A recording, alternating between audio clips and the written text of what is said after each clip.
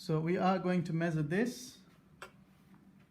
So that's 30 gram, 29 gram to be specific. We fill this up with water and we're going to measure it again. So that's 127 gram. So the empty beaker was 29 grams. With the water is 127 grams. So just the mass of water is 127 minus 29, which is 98 grams. Then we are going to put it back and slowly, and then stir a bit so that the thermometer gives a consistent reading.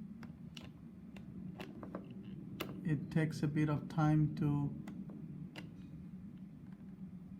give us temperature. That is currently 27. We are going to wait a bit so that the water is a bit colder. So if it reduces the temperature, we're going to wait for a minute or two, and then we're going to turn on the power supply.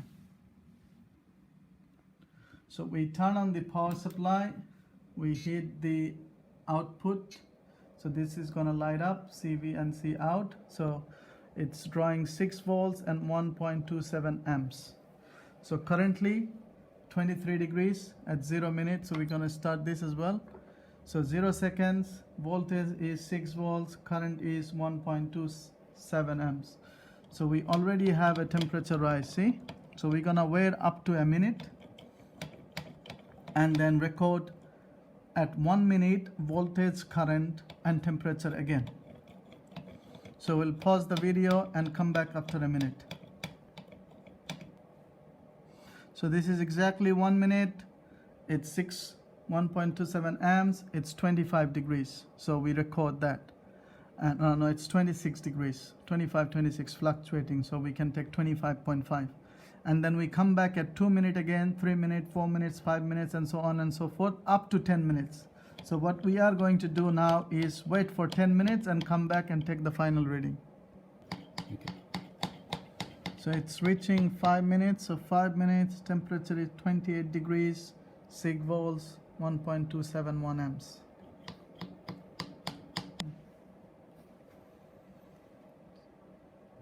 It's reaching 10 minutes. So that's 10 minutes, 33 degrees, 6 volts, 1.27 amps.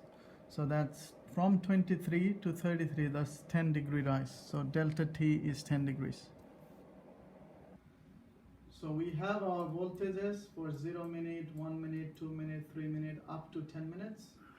We have our currents, so we can find out power, which is IV.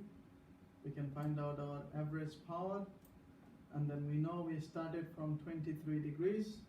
We ended up at 33 degrees. So that's 10 degree difference. So we have our P average.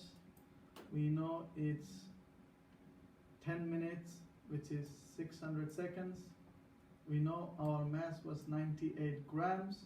We need to convert that to kilogram. We know our delta T is 10 degrees. In other words, it's also 10 Kelvin. So then we can use all of these numbers to find out our specific capacity of water.